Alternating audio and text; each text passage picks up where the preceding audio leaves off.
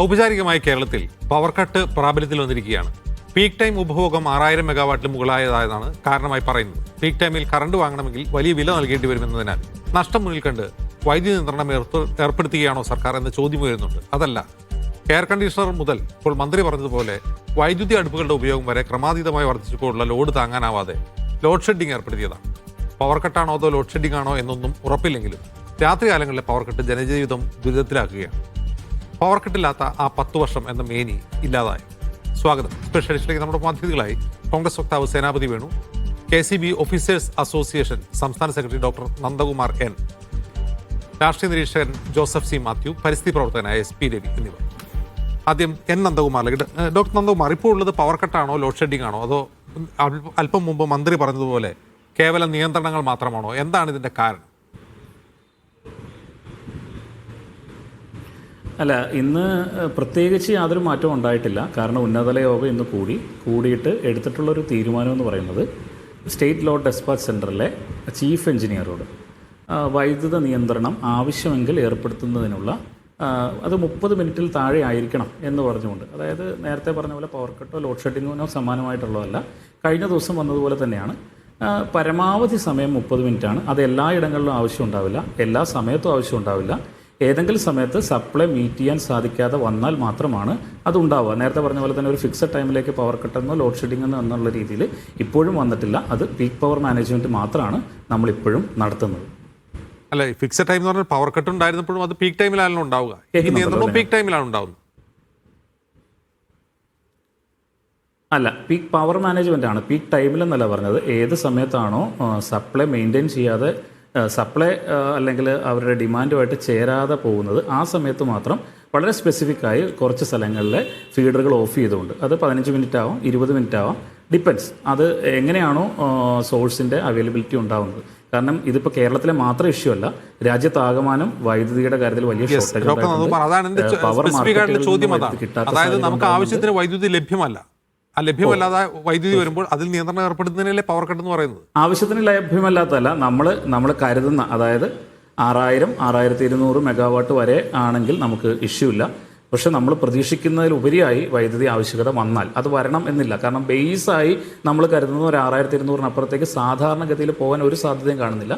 പക്ഷെ ചില ഘട്ടങ്ങളിൽ അത് ക്രോസ് ചെയ്യുന്ന സാഹചര്യം ഉണ്ടാവാം. ആ സമയത്ത് മാത്രമാണ് ഈ പീക്കിൽ ഒരു ചെറിയ കർട്ടൈൽമെൻറ്റ് നമ്മൾ നടത്തുന്നതിൻ്റെ ഭാഗമായിട്ട് ഇത് ചെയ്യുന്നത്. ഇതാണത് ആയിട്ട് ബന്ധപ്പെട്ട് എനിക്ക് പറയാനുള്ളത്. ഓക്കെ, അപ്പോൾ നമ്മൾ ഇതിനെ പവർ കട്ടെന്നോ ലോഡ് ഷെഡിംഗ് ഒന്നും വിളിക്കേണ്ട, അങ്ങനെയാണ്? വ്യത്യാസമുണ്ട്. Power cut, load shedding, peak power management, ഇതൊക്കെ 3 വ്യത്യസ്ത ടേമുകളാണ്, വ്യത്യസ്ത സാഹചര്യങ്ങളിലാണ് ഉപയോഗിക്കുന്നത്.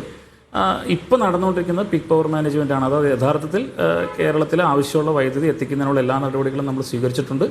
എന്തെങ്കിലും കാരണവശാൽ സപ്ലൈക്ക് മുകളിലേക്ക് ഡിമാൻഡ് ഈ ഹീറ്റ് വേവിൻ്റെയൊക്കെ ഭാഗമായിട്ട് പോകുന്ന സാഹചര്യം ഉണ്ടായിരുന്നു. ഇന്നിപ്പോൾ തെക്കൻ കേരളത്തിൽ മഴ ഉണ്ടായിട്ടുണ്ടെന്നാണ് മനസ്സിലാക്കുന്നത്. അപ്പോൾ ആലപ്പുഴയിലടക്കം മഴ ലഭിച്ചിട്ടുണ്ട്. അപ്പോൾ ഉപയോഗത്തിൽ വലിയ വ്യത്യാസം, ചെറിയ തോതിലെങ്കിലും ഒരു 200-300 മെഗാവാട്ടിൻ്റെ വ്യത്യാസം വന്നാൽ പോലും ഒരു സ്ഥലത്ത് പോലും ഫീഡർ ഓഫ് ചെയ്യാതെ മുന്നോട്ട് പോകാൻ സാധിച്ചേക്കും. അതായത് ഞാൻ ഒറ്റ കാര്യം കൂടി ചോദിച്ചോട്ടെ, ഈ നമ്മൾ ഒരു കൺസംഷനെ കുറിച്ചുള്ള ഒരു ഫോർകാസ്റ്റ് ഉണ്ടാവുമല്ലോ. ഇപ്പോൾ 2024 കൺസംഷൻ ആയിരിക്കില്ല സ്വാഭാവികമായിട്ട് 2025 ഉണ്ടാവുക. അങ്ങനെ ഒരു ഫോർകാസ്റ്റ് ഇല്ലാതെയാണോ ഈ നമ്മൾ പവർ വാങ്ങുന്നത്? നമുക്കറിയില്ല ഏപ്രിൽ മാസത്തിൽ അത് ഓരോ വർഷവും ചിലപ്പോൾ ഇത്ര ശതമാനം വെച്ച് കൂടുന്നുണ്ടാവും. അപ്പൊ കൺസംഷൻ കൂടുന്നതനുസരിച്ച് നമ്മൾ പർച്ചേസും കൂട്ടണ്ടേ? കറക്റ്റാണ്. ഈ പറഞ്ഞ വാദം വളരെ ശരിയാണ്. 2024 ഇതിനു മുമ്പത്തെ ഏറ്റവും വലിയ പീക്ക് വന്നിരുന്നത് 5760 മെഗാവാട്ടോളം വന്നത് 2024. 2025 എത്തുമ്പോഴത്തേക്ക് അത്രയും വന്നില്ല, അതിന് താഴത്തേക്ക് പോയി. 2026 ഏകദേശം ഒരു 10% ഒക്കെ വളർച്ച ഉണ്ടാവുകയുള്ളൂ എന്നാണ് നമ്മൾ കരുതിയെങ്കിൽ, ഇതൊരു പ്രത്യേക സാഹചര്യത്തിൽ ഒരു നാച്ചുറൽ കലാമിറ്റി പോലെ തന്നെ കണക്കാക്കേണ്ട ഒരു സാഹചര്യമാണ് ഈ ഹീറ്റ് വേവ് എന്ന് പറയുന്നത്. അല്ലായിരുന്നുവെങ്കിൽ, ആ ഹീറ്റ് വേവ് മാത്രമല്ലല്ലോ, നമുക്കറിയാം, നേരത്തെ പറഞ്ഞ നമ്മൾ ഈ ചർച്ചകളിലെല്ലാം ഉടനീളം നിൽക്കുന്ന പോലെ തന്നെ ഫെബ്രുവരി അവസാന ആഴ്ചയ്ക്ക് ശേഷം നടന്നിട്ടുള്ള യുദ്ധസമാനമായിട്ടുള്ള യുദ്ധ സാഹചര്യങ്ങൾ, ഇതെല്ലാം തന്നെ വൈദ്യുതി നമുക്ക് മുൻകൂട്ടി കാണാനാവാത്ത ഒട്ടേറെ കാരണങ്ങൾ കൊണ്ട് നമുക്ക് വൈദ്യുതി നൽകാനാവാത്ത, അല്ലെങ്കിൽ വൈദ്യുതിയിൽ റെസ്ട്രിക്ഷൻ കൊണ്ടുവരേണ്ട ചില സാഹചര്യങ്ങൾ ഉണ്ടായിട്ടുണ്ട്. ഇത് മുൻകൂട്ടി കാണാനായിട്ട് സാധിച്ചിട്ടില്ല. അത്രയും മാർജിനിട്ട് നമുക്ക് വൈദ്യുതി വാങ്ങുക എന്ന് പറയുന്നത് പ്രായോഗികമായിട്ട് പറ്റുന്ന കാര്യമല്ല. കാരണം വൈദ്യുതിയുടെ വില നമുക്കറിയാം. ആവശ്യമില്ലാതെ വൈദ്യുതി വാങ്ങി വെച്ച് സറണ്ടർ ചെയ്യേണ്ട വന്നാൽ അതും ഓഡിറ്റ് ചെയ്യപ്പെടുമല്ലോ. ആ സാഹചര്യത്തിൽ നമ്മളപ്പോൾ പറയും ഇതെന്തിനാണ് ഇത്രയും വൈദ്യുതി വാങ്ങിയെന്ന് ചോദിക്കും. അപ്പം നമുക്ക് മുൻകൂട്ടി കാണാൻ കഴിയുന്ന KSEBക്ക് മുൻകൂട്ടി കാണാൻ കഴിയുന്ന ഡോക്ടർ നന്ദകുമാർ, വൈദ്യുതി വകുപ്പ് മന്ത്രി പറയുന്നത് വൈദ്യുതി അടുപ്പുകളെ കുറിച്ചാണ്. അതായത് 2 ലക്ഷം വൈദ്യുതി അടുപ്പുകൾ കത്തുന്നു, അതുണ്ടാക്കുന്ന ലോഡിനെ കുറിച്ചാണ് അദ്ദേഹം പറയുന്നത്. അപ്പോൾ വൈദ്യുതി അടുപ്പുകൾ 2 ലക്ഷം ഈ ഫെബ്രുവരി 28-ാം തീയതി ഇറാനിൽ അമേരിക്ക ആക്രമണം നടത്തിയതിനു ശേഷം കേരളത്തിലെ ആളുകൾ വാങ്ങിയെന്നാണ് മന്ത്രിയുടെ കണക്ക്. 2 ലക്ഷം വൈദ്യുതി അടുപ്പുകൾ. ഓക്കെ, അത് നമുക്ക് ഫോർകാസ്റ്റ് ചെയ്യാൻ പറ്റാത്ത ഒന്നാണ്. ഒരു പക്ഷേ പെട്ടെന്ന് ഫോർകാസ്റ്റ് ചെയ്യാൻ ഈ 2 ലക്ഷം വൈദ്യുതി അടുപ്പുകളുടെ കണക്കിന്റെ ഡാറ്റ എവിടെ നിന്നാണ്? അല്ല, ഇതിൽ ഇപ്പോൾ ഒരു ഡേറ്റ നമ്മൾ കഴിഞ്ഞ ദിവസം പരിശോധിച്ചപ്പോൾ കാണുന്നത്, ഇപ്പോൾ ഗൂഗിളിൽ അവരുടെ ഒരു ഡേറ്റ പുറത്തുണ്ട്. ഇന്ത്യയിൽ ഏറ്റവും കൂടുതൽ കുക്ക് ടോപ്പുകളെ കുറിച്ച് സെർച്ച് ചെയ്തിട്ടുള്ളത് കേരളത്തിൽ നിന്നാണ്. പിന്നീട് നമുക്ക് കിട്ടിയിട്ടുള്ള ഡേറ്റ എന്ന് പറയുന്നത് ഈ ഓൺലൈൻ സ്ഥലങ്ങളിലുള്ള വിൽപ്പന സംബന്ധിച്ചിട്ടുള്ള വിവരങ്ങൾ പല സ്ഥലങ്ങളിൽ നിന്നായിട്ട് പേഴ്സണലായിട്ട് അടക്കം എടുത്തിട്ടുണ്ട്. ഇതിൻ്റെ എല്ലാ അടിസ്ഥാനത്തിൽ കഴിഞ്ഞ ദിവസം വിശ്വസനീയമായ കേന്ദ്രങ്ങളിൽ നിന്നെല്ലാം, കാരണം ഇതിൻ്റെ ഒന്നും കണക്ക് പൂർണ്ണമായി നമുക്ക് കിട്ടില്ല, 12 ലക്ഷം എന്നുള്ള രീതിയിലാണ് കഴിഞ്ഞ ഒരു മാസത്തിനകത്ത് വിറ്റ് വരവുണ്ടായിട്ടുണ്ട് എന്നാണ് നമ്മൾ ഏകദേശ കണക്ക് എടുക്കുന്നത്. അങ്ങനെ വരുമ്പോൾ അതിൽ അങ്ങനെ വന്നാൽ 12 ലക്ഷമാണെങ്കിൽ ഉറപ്പിച്ച് ഞാൻ പറയുന്നില്ല. അതെ, സംഘടനയുടെ അല്ലല്ല, അത് KSEB ഓഫീസർ അസോസിയേഷൻ്റെ സംസ്ഥാന അധ്യക്ഷൻ MG സുരേഷ് കുമാർ അല്ല കേട്ടോ. അതൊരു എന്തോ ക്ലാരിറ്റി ഇഷ്യൂ ഉണ്ട്. കാരണം അദ്ദേഹം പെൻഷനായ ആളാണ്. അദ്ദേഹം സംഘടനയുടെ സംസ്ഥാന അധ്യക്ഷനല്ല എന്നുള്ളത് ഇവിടെ നിന്ന് സൂചിപ്പിക്കുകയാണ്. എന്നിരുന്നാൽ തന്നെയും അദ്ദേഹം ഇലക്ട്രിസിറ്റി എംപ്ലോയീസ് ഫെഡറേഷൻ ഓഫ് ഇന്ത്യയുടെ നേതാവ് എന്നുള്ള നിലയിലാണ് അത് പറഞ്ഞിട്ടുള്ളത്. ഈ കണക്കുകൾ ഇതിൻ്റെ അടിസ്ഥാനത്തിലാണ് വന്നിരിക്കുന്നത്. അങ്ങനെ വന്നാൽ അതിൻ്റെ ഒരു 15% ആൾക്കാർ ഒരേ സമയം ഉപയോഗിച്ചാൽ പോലും ഏകദേശം 300 മുതൽ 360 മെഗാവാട്ട് വരെ നമുക്ക് വൈദ്യുതിയുടെ പീക്കിൽ വ്യത്യാസം ഉണ്ടാവും. 15% പേര് ഉപയോഗിച്ചാൽ മതി ഒരേ സമയത്ത്, മുഴുവൻ പേര് ഉപയോഗിക്കേണ്ട. 12 ലക്ഷത്തിൻ്റെ 15%. ഈ കണക്ക് നമുക്ക് കാണാൻ പറ്റാതെ പോകുന്നു. അങ്ങനെ ഒട്ടേറെ കാണാൻ പറ്റാതെ പോകുന്നു. ഇപ്പോൾ AC തന്നെ നിങ്ങളൊന്ന് കണക്കെടുത്തോളൂ. AC നമ്മൾ കരുതിയതിനേക്കാളും കൂടുതലാണ് വിൽപ്പന നടന്നുകൊണ്ടിരിക്കുന്നത്. കാരണം സമാനതകളില്ലാത്ത ചൂടാണ്. ഓക്കെ, ശ്രീ സേനാപതി വേണു, ഇത് KSEB കൃത്യമായി ഇങ്ങനെയൊരു ക്രൈസിസ് മുൻകൂട്ടി കാണാത്തതുകൊണ്ട് ഈ പറയുന്ന വൈദ്യുതി അടുപ്പുകളെ പറ്റിയുള്ള ആ കണക്ക്, ആ പ്രശ്നം, അതുപോലെ AC ഇത്രയധികം വിറ്റുപോകും, AC-യുടെ ഉപയോഗം, ഇതൊന്നും ഫോർകാസ്റ്റ് ചെയ്യാൻ പറ്റാത്തതുകൊണ്ടുണ്ടായൊരു പ്രശ്നമാണോ? അതല്ല ഇതിൽ നയപരമായ എന്തെങ്കിലും കുഴപ്പങ്ങളുണ്ടോ? ഞാൻ അജിംസെ കേൾക്കാമല്ലോ അല്ലേ? കേൾക്കാൻ, പറഞ്ഞു. ഞാൻ നന്ദകുമാർ സാർ പറഞ്ഞത് വളരെ ശ്രദ്ധാപൂർവം കേൾക്കുകയായിരുന്നു. അദ്ദേഹം പറഞ്ഞ കാര്യങ്ങളൊക്കെ താത്വികമായ അവലോകനങ്ങളായിരുന്നു എന്നുള്ളതാണ്. ഇവിടെ സാർ വളരെ സ്പെസിഫിക് ആയിട്ട് ഞങ്ങൾ ചോദിക്കുന്ന ഒരു ചോദ്യം, ഇപ്പൊ കേരളത്തിൽ പവർ കട്ട് ഉണ്ടോ? ഇനി പവർ കട്ടിന്റെ പേര് പവർ കട്ട് എന്നാണോ, അല്ലെങ്കിൽ പവർ നിയന്ത്രണമാണോ, ലോഡ് ഷെഡിംഗ് ആണോ, എന്ത് പേരിൽ വേണമെങ്കിലും വിളിച്ചോളൂ. കേരളത്തിൽ ഇപ്പോൾ പവർ കട്ട് ഉണ്ടോ എന്നുള്ള ചോദ്യത്തിന് ഉണ്ട് എന്നുള്ളതാണ്. ഇപ്പോൾ ഞങ്ങളൊക്കെ സംസാരിക്കുമ്പോൾ രാഷ്ട്രീയം സംസാരിക്കും. കാരണം ഞാൻ കോൺഗ്രസിന്റെ പ്രതിനിധിയായിട്ട് വന്നിരിക്കുന്ന തെരഞ്ഞെടുപ്പ് പ്രഖ്യാപനത്തിന്റെ 2 ദിവസം മുമ്പ് കേരളത്തിലെ എല്ലാ മലയാള പത്രങ്ങളിലും എക്സെപ്റ്റ് മലയാള മനോരമ ആൻഡ് മാതൃഭൂമി ഒരു ഫ്രണ്ട് പേജിലെ പരസ്യം ഇംഗ്ലീഷ് പത്രത്തിൽ ഉൾപ്പെടെ, അതിലെ ഏറ്റവും പ്രധാനപ്പെട്ട ഏറ്റവും നടുക്കത്തെ വാർത്ത എന്ന് പറയുന്നത് പവർ കട്ട് ഇല്ലാത്ത 10 വർഷം എന്നുള്ളതായിരുന്നല്ലോ ആ പ്രഖ്യാപനം, തെരഞ്ഞെടുപ്പിന് മുമ്പുള്ള പ്രഖ്യാപനം. ഇപ്പോ ഈ ഗവൺമെന്റ് അധികാരത്തിൽ നിന്ന് പുറത്തു പോകാനായി ഇനി 6-7 ദിവസം മാത്രം അവശേഷിക്കുമ്പോൾ എന്താണോ നിങ്ങൾ പറഞ്ഞത് അതിന്റെ ഘടകവിരുദ്ധമായ കാര്യങ്ങൾ കേരളത്തിൽ സംഭവിച്ചുകൊണ്ടിരിക്കുന്നു എന്നുള്ളത് കേരളത്തിലെ പൊതുസമൂഹത്തിന് ബോധ്യപ്പെട്ട് കഴിഞ്ഞിരിക്കുന്നു. എത്ര PR വർക്ക് നടത്തി കഴിഞ്ഞാലും കേരളത്തിലെ വൈദ്യുത ബോർഡിന് സംഭവിച്ചിരിക്കുന്ന ആ ക്ഷതം അത്. പക്ഷേ സേനാപതി വേണു, ഈ പവർ കട്ടില്ലാത്ത 10 വർഷം എന്നുള്ള അവരുടെ അവകാശവാദത്തിൽ നിങ്ങൾക്ക് എന്താണ് എതിർപ്പ്? ഇപ്പോൾ ഉണ്ടാവുന്ന ഈ സംഭവങ്ങളെ 10 വർഷവുമായിട്ട് താരതമ്യം ചെയ്യാൻ പറ്റുമോ? അല്ല, അതിനകത്ത് അജിംസ നമ്മൾ ഒരു കാര്യം മനസ്സിലാക്കേണ്ടത്, കഴിഞ്ഞ 10 വർഷക്കാലത്തെ ഇപ്പൊ അദ്ദേഹം പറഞ്ഞൊരു കാര്യം, ഇപ്പം ഈ ഏപ്രിലെ പീക്ക് ടൈമിൽ നമ്മൾ 2016 ഈ ഗവൺമെന്റ് അധികാരത്തിൽ വരുന്നത്. 2016-17 വർഷക്കാലം വലിയ കുഴപ്പമില്ലാതെ പോയി. 18 കേരളം കണ്ട ഏറ്റവും വലിയ പ്രളയമായിരുന്നു. മുഴുവൻ ഡാമുകളും, ഇപ്പം ഞാൻ ഇടുക്കിയിൽ നിന്ന് സംസാരിക്കുമ്പോൾ ഇടുക്കി ഡാമിൽ നിന്ന് വെള്ളം തുറന്നു വിടുന്നത്, അതായത് വെള്ളം കുറയ്ക്കുന്നതിന് വേണ്ടി വൈദ്യുതി ഉൽപാദനം, മൂലമറ്റത്തെ 7 ജനറേറ്ററുകളും 24 മണിക്കൂറും പ്രവർത്തിച്ചത് വൈദ്യുതി ഉൽപ്പാദിപ്പിക്കാനല്ല, വെള്ളത്തിന്റെ അളവ് കുറയ്ക്കാനാണ് ഡാമിൽ. 2018 നമുക്ക് സുലഭമായ മഴ ലഭിച്ചു. 2019 വലിയ പ്രളയമുണ്ടായി. 20-21 കാലഘട്ടത്തിൽ ഈ കോവിഡിന്റെ കാലഘട്ടത്തിൽ ഫാക്ടറികൾ മറ്റ് സ്ഥാപനങ്ങളൊന്നും പ്രവർത്തിച്ചില്ല. വൈദ്യുതിയുടെ ഉൽപ്പാദനം വേണ്ട 50% ഉപഭോഗം 50% കുറഞ്ഞു. 24 വരെ കേരളത്തിൽ സുലഭമായി മഴ ലഭിച്ചു എന്നുള്ള മുണ്ടക്കൈ ചൂരൽമല ദുരന്തം നടക്കുമ്പോൾ നമുക്കറിയാം എത്രയോ കൊടിയ പ്രളയമാണ് കേരളത്തിൽ ഉണ്ടായത് ആ ജൂലൈ മാസത്തിൽ. അപ്പോൾ നമുക്ക് വേനൽ മഴ കിട്ടാത്ത ഒരു വർഷം എന്ന് പറയുന്നത് യഥാർത്ഥത്തിൽ 25 അതുവരെയുള്ള കാലഘട്ടത്തിൽ നമുക്ക് വൈദ്യുതിയുടെ ഉപഭോഗത്തിന് വലിയ ബുദ്ധിമുട്ടുണ്ടായില്ല. കാരണം എല്ലാ വർഷവും സുലഭമായി മഴയോ അധികമായ വർഷം മഴ ലഭിക്കുകയോ അല്ലെ പ്രളയം ഉണ്ടാകുന്ന സാഹചര്യം ഉണ്ടായി. ഇപ്പൊ 25-26 ആയപ്പോഴേക്കും നമുക്ക് വേനൽ മഴ ലഭിച്ചില്ല. ഒരു വർഷം വേനൽ മഴ ലഭിക്കാതെ വന്നപ്പോഴേക്കും കേരളത്തിൽ പവർ കട്ടിലേക്ക് പോകുന്ന സ്ഥിതിവിശേഷം വന്നത് എന്തായെന്ന് ചോദിച്ചാൽ ഞാൻ ശ്രീ നന്ദകുമാർ സാറിനെ ഓർമ്മപ്പെടുത്തുന്നു. ആര്യാടൻ മുഹമ്മദിന്റെ വൈദ്യുതി മന്ത്രിയായിരുന്ന കാലഘട്ടത്തിൽ, ഉമ്മൻചാണ്ടി കേരളത്തിന്റെ മുഖ്യമന്ത്രിയായിരുന്ന കാലഘട്ടത്തിൽ 4 രൂപ 29 പൈസ നിരക്കിൽ വൈദ്യുതി പുറത്തുനിന്ന് വാങ്ങാൻ 3 കമ്പനികളിൽ നിന്ന്, ഒന്ന് ജിൻഡാൽ പവർ കോർപ്പറേഷൻ ഉൾപ്പെടെ 3 കമ്പനികളിൽ നിന്ന് 4 രൂപ 29 പൈസ നിരക്കിൽ വൈദ്യുതി വാങ്ങാനുള്ള കരാറുണ്ടായിരുന്നു. ആ കരാറ് ഇടതുപക്ഷ ഗവൺമെന്റ് വന്നു കഴിഞ്ഞപ്പോൾ എന്താ പറഞ്ഞ സാങ്കേതിക പിഴവുകൾ ഉണ്ടായിരുന്ന കാരണം പറഞ്ഞത് റദ്ദാക്കി. ആ റദ്ദാക്കിയത് മൂലം ഇപ്പൊ എന്താണ് സംഭവിച്ചിരിക്കുന്നത്? 12,750 കോടി രൂപയുടെ വൈദ്യുതിയാണ് കഴിഞ്ഞ സാമ്പത്തിക വർഷം പുറത്തുനിന്ന് വില കൊടുത്ത് വാങ്ങേണ്ടി വന്നത്. അപ്പോ ഇതുപോലെ 4 രൂപ 29 പൈസ നിരക്കിൽ കിട്ടേണ്ട വൈദ്യുതി ഇപ്പോൾ 10 രൂപയ്ക്ക് 20 രൂപയ്ക്കും കൊടുത്ത് അതുപോലും കിട്ടാനില്ലാത്ത സ്ഥിതിവിശേഷം വന്നു കഴിഞ്ഞ് നാട്ടിൽ പവർ കട്ടായി. അപ്പോൾ പവർ കട്ടായതിനു ശേഷം തൊടുന്യായങ്ങളൊന്നും പറഞ്ഞിട്ട് കാര്യമില്ല. അജിംസ് ഇവിടെ ചോദിച്ചതുപോലെ മിസ്മാനേജ്മെന്റ്, കെടുകാര്യസ്ഥതയാണ് കഴിഞ്ഞ 10 കൊല്ലം ഈ ഗവൺമെന്റും ഇലക്ട്രിസിറ്റി ബോർഡും കൊണ്ടു നടന്ന് ആ കെടുകാര്യസ്ഥതയുടെ പരിണിത ഫലം ഇതാ ഈ ഏപ്രിൽ മെയ് ആയി കഴിഞ്ഞപ്പോഴേക്കും കേരളത്തിലെ ജനങ്ങളുടെ മേൽ ഇടുത്തിയായി വന്നിരിക്കുന്നു. AC ആളുകൾ കൂടുതൽ വാങ്ങിയതുകൊണ്ടോ ബൾബ് കൂടുതൽ കത്തിച്ചതുകൊണ്ടോ ഒന്നുമല്ല പ്രശ്നം. ഇവിടുത്തെ പ്രശ്നം എന്തെന്ന് ചോദിച്ചാൽ ആളുകൾക്ക് ആവശ്യമായ വൈദ്യുതി കൊടുക്കാനുണ്ടായിരുന്ന ആ കരാറുകൾ അതൊരു കാരണവുമില്ലാതെ റദ്ദ് ചെയ്ത് ഇപ്പൊ 20 രൂപ 25 രൂപ നിരക്കിൽ പുറത്തുനിന്ന് വൈദ്യുതി വാങ്ങേണ്ട സ്ഥിതിവിശേഷം വന്നിരിക്കുന്നു. അപ്പോൾ സർക്കാരിന് ഇത് താങ്ങാൻ പറ്റാത്ത സ്ഥിതിവിശേഷം ആയിരിക്കുന്നു. അപ്പോൾ ഇതിന്റെ ഭാരം ഉപഭോക്താക്കളുടെ മേൽ അടിച്ചേൽപ്പിച്ചുകൊണ്ട് ഈ അപ്രഖ്യാപിത ലോഡ് ഷെഡിങ്ങും അതുപോലെ തന്നെ വൈദ്യുത നിയന്ത്രണവും കേരളത്തിൽ ഏർപ്പെടുത്തിയിരിക്കുന്നു. ഇത് മിസ്മാനേജ്മെന്റ് ആണ്. ഈ മിസ്മാനേജ്മെന്റ് ഇവിടെയല്ല.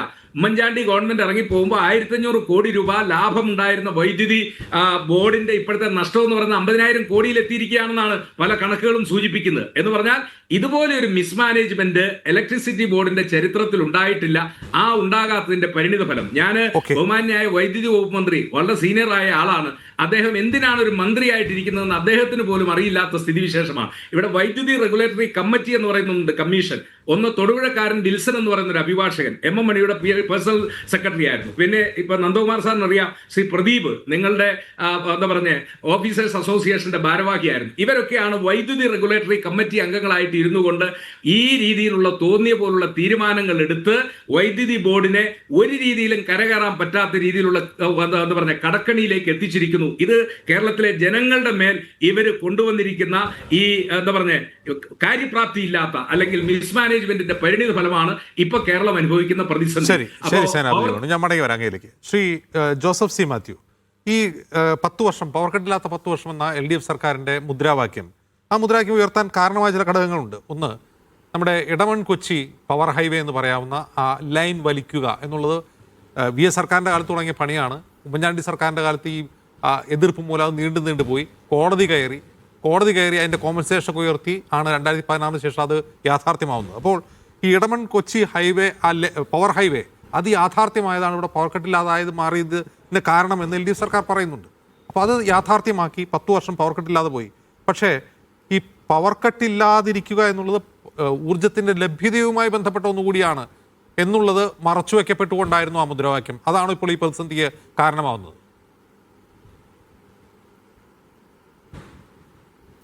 അജിംസ, ഇത് മുഴുവൻ അർത്ഥസത്യങ്ങളും കളവുകളും കൊണ്ട് പറയുന്ന കാര്യമാണ്. ഇപ്പം നിങ്ങൾ എടമൺ കൊച്ചി ഹൈവേ പവർ ഹൈവേയുടെ കാര്യം പറഞ്ഞുകൊണ്ട് തന്നെ പറയാം. Edamon Kochi power highway LARR ആക്റ്റൊക്കെ വന്നതിന് ശേഷം ത്വരിതപ്പെട്ടു. 2016 ശേഷം പിണറായി വിജയൻ സർക്കാരിൻ്റെ കാലത്താണ് നടന്നത്. അതാരൊക്കെയോ പൂട്ടിപ്പോയി ഞങ്ങൾ നടത്തി എന്നാണ് പറയുന്നത്. പക്ഷേ അതിൻ്റെ ഫലമായിട്ട് കൂടംകുളത്ത് നിന്ന് 1 മെഗാവാട്ട് വൈദ്യുതി പോലും നമുക്ക് അധികം ലഭിച്ചിട്ടില്ല. ആ എടമൺ കൊച്ചി പവർ ഹൈവേ വരുന്നതിന് മുമ്പും കൂടംകുളത്തു നിന്നുള്ള നമുക്ക് ലഭ്യമാകുന്ന ഈ 266 മെഗാവാട്ട് വൈദ്യുതി നമുക്ക് വേറെ വഴിക്ക് തൃശ്ശൂർ കിട്ടിക്കൊണ്ടിരുന്നു. ആ റൂട്ട് കൃത്യമായി ഞാൻ ഓർക്കുന്നില്ല, തിരുനെൽവേലി വഴിയാണെന്ന് തോന്നുന്നു. അപ്പോൾ അങ്ങനെ നമുക്ക് കിട്ടിക്കൊണ്ടിരുന്നു. അപ്പോൾ അതുകൊണ്ട് നമുക്ക് 1 മെഗാവാട്ട് പോലും വൈദ്യുതി അധികമായി ലഭിച്ചിട്ടില്ല. അതുകൊണ്ട് പവർ ലഭിക്കാൻ ഇടയായ ഒരു ഹൈവേ വഴിയാണ് ഇത് പരിഹരിച്ചതെന്നുള്ളത് കളവാണ്. ഈ പല വിഷയങ്ങളും നാഷണൽ ഗ്രിഡിന്റെ ഭാഗമാകുമ്പോൾ സ്വാഭാവികമായും നമുക്ക് എവിടെ നിന്നും എളുപ്പത്തിൽ വൈദ്യുതി വാങ്ങാവുന്ന ഒരു സ്ഥിതി ഉണ്ടാവുമല്ലോ. നാഷണൽ ഗ്രിഡിൻ്റെ ഭാഗമായിരുന്നു അതിനു മുമ്പേ, ഈ ഒരു പവർ ഹൈവേ കൊണ്ടല്ല. നാഷണൽ ഗ്രിഡിൻ്റെ ഭാഗമായതുകൊണ്ടാണ് പവർ കട്ട് ഒഴിവാക്കാൻ നമുക്ക് കഴിയുന്നത്. നമ്മുടെ മൊത്തം ആവശ്യകതയുടെ 30% താഴെ നമ്മൾ ഉൽപ്പാദിപ്പിക്കുന്നുള്ളൂ എന്ന് കഴിഞ്ഞ ദിവസം നമ്മുടെ ബഹുമാനപ്പെട്ട മന്ത്രി പറഞ്ഞതാണ്. കണക്കുകളും അതാണ്. 70% നമ്മൾ പുറത്തു നിന്ന് വാങ്ങുകയാണ്. ഒരു അത്യാവശ്യ ഘട്ടത്തിൽ അത് 72%, 73% ആകുന്നത് കൊണ്ട് ഇവിടെ വലിയ ബാധകമൊന്നും സംഭവിക്കാനില്ല. ഇപ്പം നേരത്തെ ശ്രീ നന്ദകുമാർ സാർ പറഞ്ഞു, അധിക വൈദ്യുതി വാങ്ങി വെച്ചാൽ അതെന്തിനു വാങ്ങി എന്നുള്ള ഓഡിറ്റിന് വിധേയമാകും എന്നൊക്കെ പറഞ്ഞു. ഇവിടെ മധ്യപ്രദേശിൽ നിന്നും പഞ്ചാബിൽ നിന്നുള്ള 2 കരാറുകൾ ഈ മാസം റദ്ദായതാണ്. നമുക്കറിയാം ഏപ്രിലാണ് കൂടുതൽ ഇതാകുക എന്നുള്ളത്. ഈ മാസം അത് കരാറിൻ്റെ കാലാവധി തീരുമെന്നുള്ളത് KSEBക്ക് നേരത്തെ അറിയാവുന്നതാണ്. അതാണ് റെഗുലേറ്ററി കമ്മീഷൻ ചോദിക്കുന്നത്, നിങ്ങൾക്ക് നേരത്തെ അറിഞ്ഞുകൂടായിരുന്നോ എന്ന്. നേരത്തെ പറഞ്ഞതുപോലെ രാഷ്ട്രീയ ബന്ധമുള്ളവരാണ് അവിടെ ഇരിക്കുന്നത്, എല്ലാം സുഹൃത്തുക്കളാണ്. എന്നാലും ചോദിക്കാതിരിക്കാൻ പറ്റില്ല കടലാസ് മുന്നേ വന്നു കഴിയുമ്പോൾ. അപ്പോൾ അതുകൊണ്ട് ഇത് മുഴുവൻ പ്ലാനിങ്ങിലുള്ള കെടുകാര്യസ്ഥതയാണ്. ഒന്ന്, ജനറേഷൻ സംബന്ധിച്ചുള്ള KSEB ഒന്നാമത് വൈദ്യുതി ജനറേഷൻ രംഗത്ത് പ്രവർത്തിക്കുന്ന ഒരു സ്ഥാപനമാണ്. ജനറേഷൻ്റെ കാര്യത്തിൽ നമ്മൾ ഈ പറഞ്ഞ പോലെ നമുക്ക് ആവശ്യമായതിൻ്റെ 30% താഴെ ഉൽപ്പാദിപ്പിക്കുന്നുള്ളൂ. അത് പല കാരണങ്ങളാലാണ്. അതിന് KSEB മാത്രം പഴിച്ചിട്ട് കാര്യമില്ല. ഇവിടെ പല ഹൈഡ്രോ പ്രോജക്റ്റുകളും നമുക്ക് നടപ്പിലാക്കാൻ ബുദ്ധിമുട്ടുണ്ട്. അപ്പോൾ നമുക്ക് പിന്നീടുള്ളത് പെരപ്പുറത്തൊക്കെയുള്ള സൗരോർജ്ജ പദ്ധതി പ്ലാന്റുകളാണ്. ഈ പ്ലാന്റുകളിൽ നിന്ന് KSEBയിലേക്ക് വൈദ്യുതി കൊടുക്കുന്നതിനെ KSEB പ്രോത്സാഹിപ്പിക്കുന്നില്ല. KSEB പ്രോത്സാഹിപ്പിക്കാത്തതിന് കാരണമുണ്ട്. ഇത് അവരുടെ നെറ്റ്വർക്കിലേക്ക് കൊടുത്തു കഴിയുമ്പോൾ അതിൻ്റെ വോൾട്ടേജ് സർജ് കൈകാര്യം ചെയ്യാൻ ഇവരുടെ ട്രാൻസ്ഫോമറുകൾക്കോ ലൈനുകൾക്കോ കഴിയുന്നില്ല. നിങ്ങൾ അപ്പോൾ പരിശോധിച്ചാൽ അറിയാം, രാവിലത്തെ വോൾട്ടേജ് എത്രയാണെന്ന് നോക്കിയാൽ നമുക്കറിയാം. വൈകുന്നേരവും രാവിലെയും തമ്മിലുള്ള വോൾട്ടേജ് ഫ്ലക്ച്വേഷൻ നമ്മൾ നോക്കിയാൽ 190 മുതൽ 280 വരെയാണ്. അതിന് മുകളിലാണ്. 230 വോൾട്ട് എന്ന കഥയാണ്. ഇതാണ് വൈദ്യുതി നമുക്ക് തരുന്നത്. നമ്മുടെ വീടുകളിൽ ഒരു കണക്ഷൻ എടുക്കുന്നു, നമ്മളൊരു കണക്റ്റഡ് ലോഡ് പറയുന്നു. അപ്പോൾ ആ പരിസരത്തുള്ള കണക്റ്റഡ് ലോഡ് ഇതാണ് മാക്സിമം എക്സ്പെക്റ്റഡ് ലോഡ് എന്ന് പറയുന്നത്. ഇത് KSEBക്ക് അറിയാം, ട്രാൻസ്ഫോമറിന് അറിയാം. അപ്പോൾ ഇത് വെച്ചിട്ട് ഉള്ള ഡിമാൻഡ് ഇപ്പോഴും വരുന്നില്ല. അതിനനുസരിച്ചുള്ള ചാർജ് എടുക്കാൻ വേണ്ടിയാണ്. ഉദാഹരണത്തിന് നമ്മുടെ കണക്റ്റഡ് ലോഡ് കൂടുതലാണ്, ചിലപ്പോൾ നമ്മളോട് സ്വകാര്യമായിട്ടൊരു ഗാർഹിക ഉപഭോക്താക്കളോട് പോലും ട്രാൻസ്ഫോമർ നിങ്ങൾ സ്വന്തമായിട്ടുള്ള ചെലവിൽ വെക്കണമെന്ന് KSEB പറയാറുണ്ട്. അപ്പോൾ നേരത്തെ ഇവിടെ പറഞ്ഞുകൊണ്ടിരിക്കുന്നത് ഇവരെല്ലാം ഇപ്പോൾ ഒരു ഡിമാൻഡ് കൂടുതൽ വന്നു, നമ്മളത് മുൻകൂട്ടി കണ്ടുകൊണ്ട് ആവശ്യമില്ലാതെ വൈദ്യുതി മേടിച്ചു വെച്ചിരുന്നെങ്കിൽ നഷ്ടമുണ്ടാകുമായിരുന്നു. ഇതെല്ലാം കഥയാണ്. ഈ long term power purchase agreement ഉണ്ടായിരുന്നു, നമുക്ക് ആവശ്യാനുസരണം കിട്ടിയേനെ. ഇപ്പോൾ കിട്ടാനില്ലാത്തത് ഈ പറഞ്ഞ എല്ലായിടത്തും ഡിമാൻഡ് ഉള്ളതുകൊണ്ടാണ്. ഇത് നേരത്തെ ശ്രീ വേണു കൂടെ പറഞ്ഞു, അനാവശ്യമായി ക്യാൻസൽ ചെയ്തതാണ്. ആ ക്യാൻസൽ ചെയ്തതിൻ്റെ അധിക ബാധ്യത ജനങ്ങളിലേക്ക് ട്രാൻസ്ഫർ ചെയ്യുകയാണ്. അതിൻ്റെ പിറകിലുള്ളത് വലിയ അഴിമതിയാണ്. പക്ഷേ ഞാൻ പറയാൻ വരുന്നത് അതല്ല. ഇപ്പോഴത്തെ പ്രതിസന്ധിക്ക് കാരണം നമുക്ക് വൈദ്യുതിയുടെ ലഭ്യത കൂടി, ആ ഡിമാൻഡ് കൂടി അത് ലഭിക്കണം എന്നുള്ളതാണോ, ആ ഇപ്പോഴുള്ള ആവശ്യകതയ്ക്കനുസരിച്ച് ട്രാൻസ്മിറ്റ് ചെയ്യാനുള്ള ഒരു കപ്പാസിറ്റി, അതിനുള്ള ശേഷി നമ്മുടെ KSEBയുടെ ലൈനുകൾക്കും സബ്സ്റ്റേഷനുകൾക്കും ട്രാൻസ്ഫോമറുകൾക്കും ഒന്നും ഇല്ലാത്തതാണോ എന്നുള്ളത് ഇവരാദ്യം സത്യസന്ധമായി ജനങ്ങളോട് പറയണം. ഇപ്പം ഞാൻ ഇന്ന് ഇവിടുത്തെ ഞങ്ങളുടെ റെസിഡൻസ് അസോസിയേഷനെല്ലാം ഇവർ KSEB അയച്ച ഒരു കുറിപ്പിലെ ചില പ്രസക്ത ഭാഗം മാത്രം വായിക്കാം. ഈ വർഷം KSEB പ്രതീക്ഷിച്ചതിലും 25% ലോഡ് വർധനവാണ് ഉണ്ടായിരിക്കുന്നത്. ഇത് നിലവിലെ ലൈനുകൾക്ക് താങ്ങാൻ കഴിയാത്ത വരുന്ന സാഹചര്യം ആണ് ഉണ്ടായിട്ടുള്ളത്. നമ്മുടെ ട്രാൻസ്ഫോമറുകളിലേക്ക് ഉള്ള വൈദ്യുതി എത്തുന്നത് സബ്സ്റ്റേഷനുകളിൽ നിന്നാണ്. സബ്സ്റ്റേഷനുകളിലേക്ക് വരുന്ന ലൈനിൽ ഓവർലോഡ് വരുന്ന സമയങ്ങളിലാണ് 15 മിനിറ്റ് നിയന്ത്രണം ഓരോ സബ്സ്റ്റേഷനിലെയും ഓരോ 11 kV ഫീഡറിലും വരുത്തുന്നത്. അല്ലാത്ത പക്ഷം ലോഡ് താങ്ങാനാവാതെ 110 kV, 66 kV, 220 kV ലൈനുകൾ പൊട്ടി വീഴുന്ന സാഹചര്യമുണ്ടാകും. ഇത് ഗ്രിഡ് മുഴുവനെയും ബാധിക്കുകയും കേരളം മുഴുവൻ ഇരുട്ടിലേക്ക് പോകാനും കാരണമാകാം. ഇത് ഒഴിവാക്കാനാണ് അപ്രഖ്യാപിത ലോഡ് നിയന്ത്രണം ഏർപ്പെടുത്തുന്നത്. അപ്പോൾ നിങ്ങൾ പറയും, ഇതാണ് സത്യസന്ധമായി ഇവിടുത്തെ എഞ്ചിനീയർമാർ ജനങ്ങളോട് പറയുന്നത്. ഇപ്പോഴത്തെ ഉപഭോഗം അനുസരിച്ച് വൈദ്യുതി ഉണ്ടെങ്കിലും ഇല്ലെങ്കിലും ഈ ലൈനുകൾക്ക് ഇത് താങ്ങാനുള്ള ശേഷിയില്ല. ഇത് കൊടുത്താൽ ഇത് പൊട്ടി വീഴും. അതുകൊണ്ടാണ് ഈ അപ്രഖ്യാപിത ലോഡ് നിയന്ത്രണം. ഇത് പ്രഖ്യാപനമാണോ അല്ലയോ അജിംസെ? ഇങ്ങനെ എഴുതി ജനങ്ങളെ അറിയിക്കുന്നതിനെ പ്രഖ്യാപനം എന്നല്ലയോ വിളിക്കുന്നത്, അതോ അപ്രഖ്യാപനം എന്നാണോ വിളിക്കുന്നത്? അപ്പോൾ നേരത്തെ പറഞ്ഞ സാങ്കേതികമായി പവർ കട്ടും ലോഡ് ഷെഡിങ്ങും എന്ന് പറഞ്ഞാൽ പ്രഖ്യാപിച്ചുകൊണ്ട് പ്ലാൻഡായിട്ട് ഒരു നിശ്ചിത സമയത്ത് ചെയ്യുന്നതിനെയാണ് അങ്ങനെ വിളിക്കുന്നത്. അതുകൊണ്ട് എന്ത് ചെയ്തു? പ്രഖ്യാപിക്കാതെ അറിയാതെ ഇരുട്ടടി പോലെ കൊടുക്കാമെന്ന് വിചാരിച്ചു. അതാണിപ്പോൾ ചെയ്തുകൊണ്ടിരിക്കുന്നത്. ഈ തട്ടിപ്പ്, അതാണ് ഞാൻ പറയുന്നത്. ഈ സത്യസന്ധതയില്ലാതെ വസ്തുതകളെ മറച്ചു വെച്ചുകൊണ്ട് കേരളത്തിലെ ജനങ്ങളെല്ലാം വെറും വിഡ്ഢികളാണെന്ന് ധരിക്കുന്ന ഈ പരിപാടിയാണ് സത്യത്തിൽ അവസാനിപ്പിക്കേണ്ടത്. നമുക്ക് സത്യസന്ധമായ കാര്യങ്ങൾ തുറന്നു പറയാമല്ലോ. കേരളത്തിൽ 2030 ആകുമ്പോഴത്തേക്ക് 10,000 മെഗാവാട്ട് ആവശ്യകതയുണ്ടെന്നും അതിൻ്റെ ട്രാൻസ്മിഷൻ ആവശ്യമുണ്ടെന്നുമാണ് പറയുന്നത്. ഇവിടുത്തെ ഇലക്ട്രിക് വെഹിക്കിളുകളെ പ്രോത്സാഹിപ്പിക്കുകയാണെന്നാണ് പറയുന്നത്. വ്യവസായങ്ങൾ ഇങ്ങനെ 3.5 ലക്ഷം 4 ലക്ഷം 5 ലക്ഷം വരാൻ വേണ്ടി കാത്തിരിക്കുകയാണെന്നാണ് പറയുന്നത്. വന്നു കഴിഞ്ഞെന്ന് പോലും പറയുന്നുണ്ട്. പക്ഷേ കഴിഞ്ഞ വർഷത്തിനേക്കാൾ 2% 3% കൂടാവൂ, അതിനനുസരിച്ചുള്ള പ്ലാനിങ്ങേ ഞങ്ങൾ ചെയ്യൂ എന്നുമാണ് പറയുന്നത്. ഇതെങ്ങനെ രണ്ടും കൂടി ശരിയാവും? നിങ്ങൾ 10,000 മെഗാവാട്ട് ശേഷിയിലേക്ക് പോകണമെങ്കിൽ അതിനുള്ള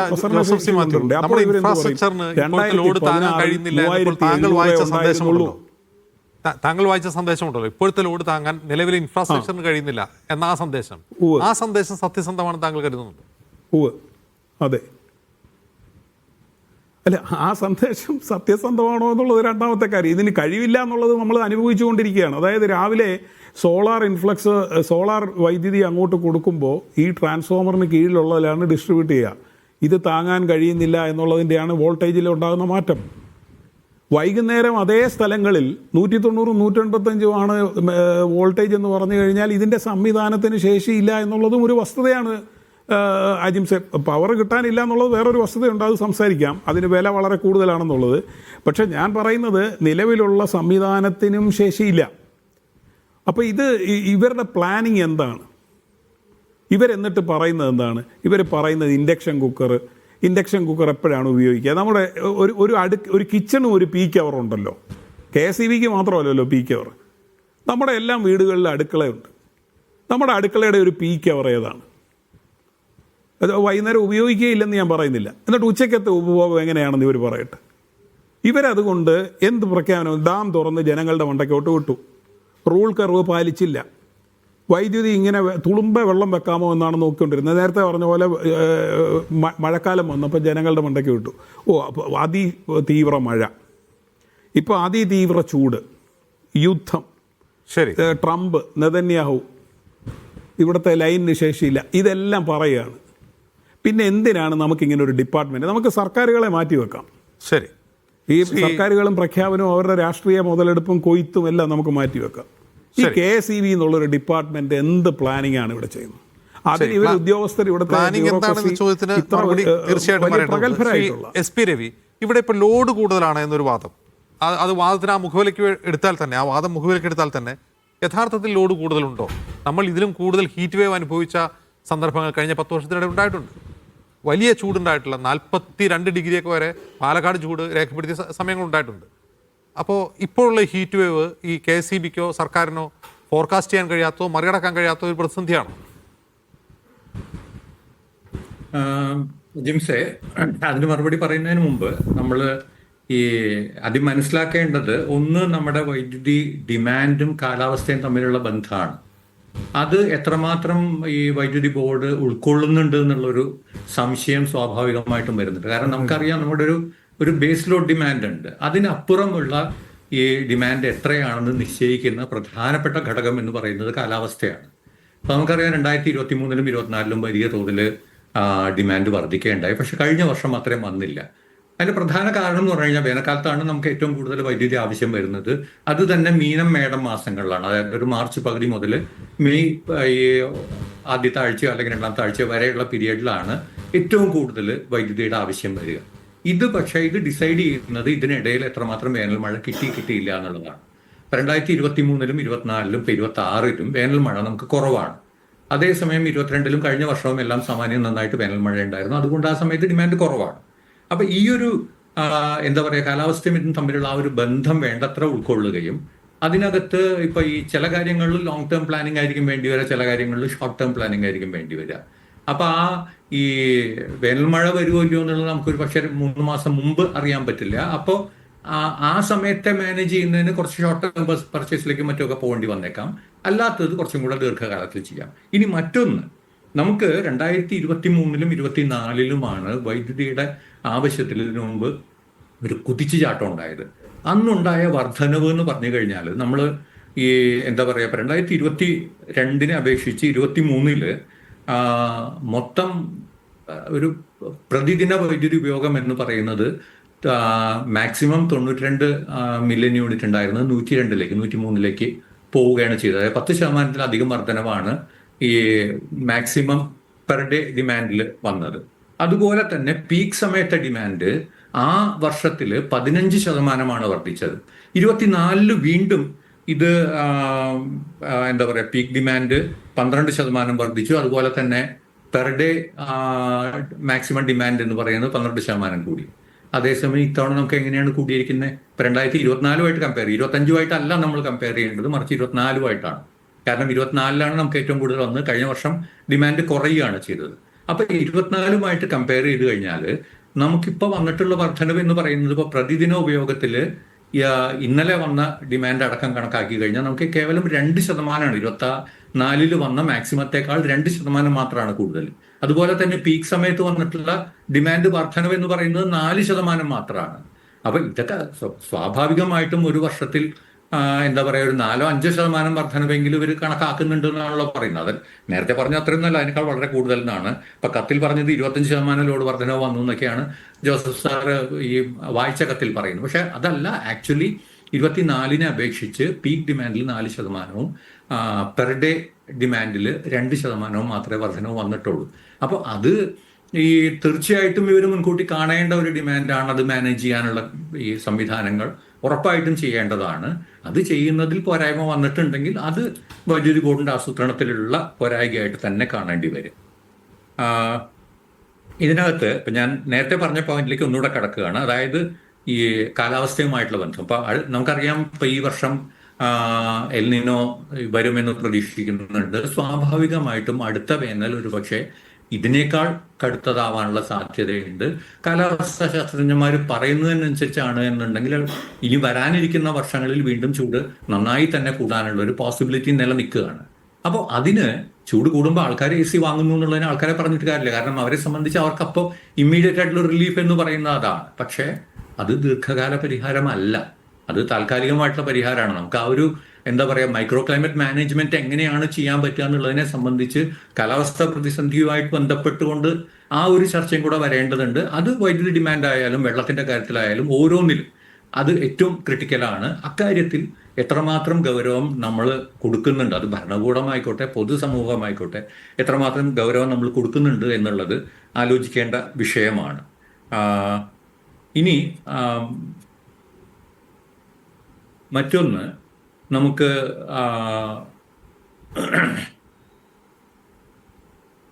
ഇതിൻ്റെ ഒരു ലോങ് ടേം പോസിബിലിറ്റീസ് എന്താണെന്ന് നോക്കിക്കഴിഞ്ഞാൽ, ഇപ്പോൾ സമീപകാലത്ത് വരുന്ന ഏറ്റവും പ്രധാനപ്പെട്ട ഒരു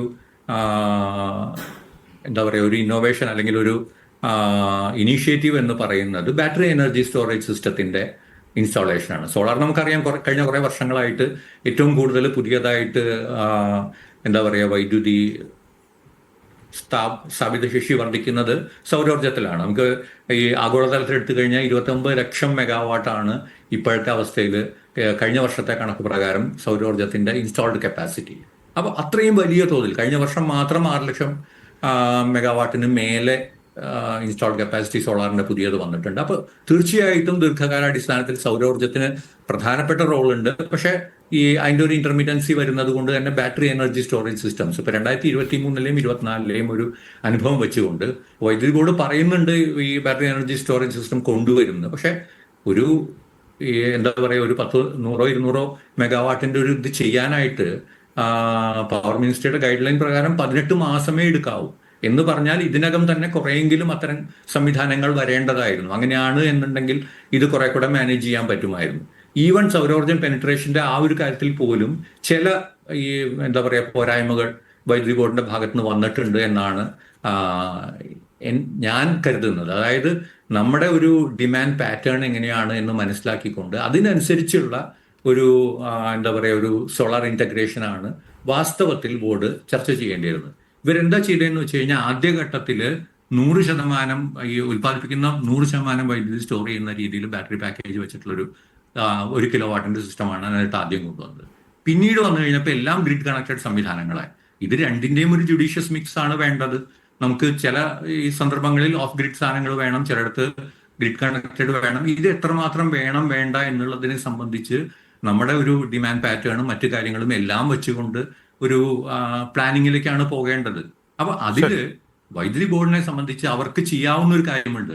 എല്ലാം അവർ തന്നെ പരിഹരിച്ചോളണം എന്ന് യാതൊരു നിർബന്ധമില്ല. പക്ഷേ പുറമേ നിന്ന് അഭിപ്രായങ്ങൾ എടുക്കാൻ, ചർച്ച ചെയ്യാൻ അങ്ങനെ അഭിപ്രായങ്ങൾ ബോർഡ് കേൾക്കാറുണ്ടോ? അങ്ങനെ കേൾക്കാതായിട്ട് എത്ര നാളായി എന്നൊരു ചോദ്യമാണ് ഈ ഘട്ടത്തിൽ അവശേഷിക്കുന്നത്. ഞാൻ നന്ദകുമാർ, ഇവിടെ ഈ KCB അറിയിച്ചു എന്ന് പറയുന്ന സന്ദേശം ജോസഫ് സി മാത്യു അയച്ചത് ഞാനത് കണ്ടിട്ടില്ല. അത് ഔദ്യോഗികമായിട്ട് KCB അറിയിച്ചിട്ടുള്ളതാണോ? അങ്ങനെയാണെങ്കിൽ 25% ലോഡ് വർദ്ധിച്ചു എന്ന അവകാശവാദം എത്രമാത്രം ശരിയാണ്? എന്താണ് KCBയുടെ കയ്യിലുള്ള ഡാറ്റ? ഓക്കെ, ഇത് ഈ മറുപടിയിലേക്ക് വരുന്നതിന് മുമ്പേ കുറേയേറെ കാര്യങ്ങൾ പറഞ്ഞിട്ട് വളരെ പോസിറ്റീവായിട്ടുള്ളൊരു ചർച്ചയായിട്ടാണ് ഞാനിതിനെ ഫീൽ ചെയ്യുന്നത്. കാരണം ഇന്ന് പങ്കെടുത്തിട്ടുള്ളവരെല്ലാം തന്നെ വളരെ പോസിറ്റീവായിട്ടാണ് ഇത് ചർച്ച ചെയ്തിട്ടുള്ളത്. അതിൽ ശ്രീ സേനാപതി വേണു പറഞ്ഞിട്ടുള്ളൊരു കാര്യമുണ്ട്. കഴിഞ്ഞ 10 വർഷമായിട്ട് പവർ കട്ട് ഇല്ലാതിരുന്നത് മഴ ലഭിച്ചതുകൊണ്ടാണെന്നുള്ളതാണ്. അതിലൊരു ചെറിയ പ്രശ്നം ആ വാദഗതിയിലുണ്ട്. അതായത് ഇപ്പം നിങ്ങൾ നോക്കിക്കഴിഞ്ഞാൽ അറിയാം, ഈ ഹീറ്റ് വേവ് വന്നതിന് ശേഷം മുഴുവൻ ദിവസങ്ങളിലും നമ്മുടെ ഹൈഡൽ 100%ലാണ് ഓടിക്കൊണ്ടിരിക്കുന്നത്. പ്രത്യേകിച്ച് പീക്കിൽ മാത്രമാണ് അത് ഓടിക്കൊണ്ടിരിക്കുന്നത്. കുടിവെള്ള പദ്ധതികളുമായിട്ട് ബന്ധമുള്ളത് കൊണ്ട് മാത്രമാണ് ചില പകൽ കുറച്ചെങ്കിലും നമുക്ക് നമ്മുടെ ജലവൈദ്യുത പദ്ധതികൾ ഉപയോഗിക്കേണ്ടി വരുന്നത്. അതുകൊണ്ട് അത് ഒരു തെറ്റായിട്ടുള്ളൊരു ആർഗ്യുമെൻ്റായിട്ടാണ് എനിക്ക് ഫീൽ ചെയ്യുന്നത്. പിന്നെ DBFO കരാർ സംബന്ധിച്ച് പറഞ്ഞു, ഇത് വളരെ പ്രധാനപ്പെട്ടൊരു കാര്യമാണ്. DBFO കരാറുമായിട്ട് ബന്ധപ്പെട്ടിട്ടുള്ളത് 465 മെഗാവാട്ടിൻ്റെ 4 രൂപ 29 ശരാശരി ലഭ്യമാകുന്ന വൈദ്യുതിയാണ് 2014 കൊണ്ടുവന്നിട്ടുള്ളത്. ആ കൊണ്ടുവന്ന വൈദ്യുതിക്ക് അന്ന് കൊണ്ടുവരുമ്പോൾ അന്നത്തെ റെഗുലേറ്ററി കമ്മീഷനാണ് അതിന് അംഗീകാരം നൽകേണ്ടത്. അന്നത്തെ റെഗുലേറ്ററി കമ്മീഷണർ ആരായിരുന്നു? TM മനോഹരനായിരുന്നു. അത് UDF സർക്കാരിൻ്റെ കാലത്ത് നിയമിച്ചിട്ടുള്ള ആളാണ്. അതിനുശേഷം എന്താ സംഭവിച്ചത്? അതിനുശേഷം ആ അംഗീകാരം കിട്ടാതിരിക്കുകയും ആ അംഗീകാരം കിട്ടാതെ ഇത് മുന്നോട്ട് പോവുകയും ചെയ്യും. അങ്ങനെ അവസാന ഘട്ടത്തിൽ ഇപ്പോൾ നമ്മൾ ചാനലുകളിലെല്ലാം വന്നിരുന്ന് പറയുന്ന ഡോക്ടർ BSO ഉണ്ടല്ലോ, ഈ ഡോക്ടർ BSO ആണ് റെഗുലേറ്ററി കമ്മീഷനിലേക്ക് അടക്കം ഒരു കത്തെഴുതുന്നത്. അതായത് ഇതിന് അംഗീകാരം നൽകാതെ അത് റദ്ദ് ചെയ്യണമെന്നും ഇതിന് നടപടിക്രമങ്ങളിൽ പ്രശ്നമുണ്ടെന്നും പറഞ്ഞൊരു കത്തെഴുതുന്നത്. പക്ഷേ അങ്ങനെ എഴുതുമ്പോഴും ജനങ്ങൾക്ക് 4 രൂപ 29 കിട്ടേണ്ട ഒരു വൈദ്യുതിയാണ് യഥാർത്ഥത്തിൽ ആ കത്ത് മൂലം മുടങ്ങിപ്പോകുന്നത്. കാരണം അത് പരിഗണിക്കേണ്ട ഒരു സാഹചര്യത്തിലേക്ക് റെഗുലേറ്ററി കമ്മീഷൻ വരുന്നു. റെഗുലേറ്ററി കമ്മീഷൻ അവരുടെ നിയമങ്ങളനുസരിച്ച് മാത്രമേ അത് കൈകാര്യം ചെയ്യാൻ സാധിക്കുകയുള്ളൂ. അതിനുശേഷം അത് അവർ റദ്ദ് ചെയ്യുന്നു. അതൊരു ക്വാസി ജുഡീഷ്യൽ സംവിധാനമാണ് എന്ന് ഓർക്കുക. അതിനുശേഷം ഗവൺമെൻറ് അവരുടെ അധികാരം ഉപയോഗിച്ച് ഇത് പുനഃസ്ഥാപിക്കാൻ ശ്രമിച്ചപ്പോൾ എന്ത് പറ്റി? അത് അപ്റ്റല് അങ്ങനെ പുനഃസ്ഥാപിക്കാൻ സാധിക്കില്ല എന്ന് പറഞ്ഞു. ഇപ്പൊ ആ കേസ് സുപ്രീം കോടതിയിലാണ് നിൽക്കുന്നത്.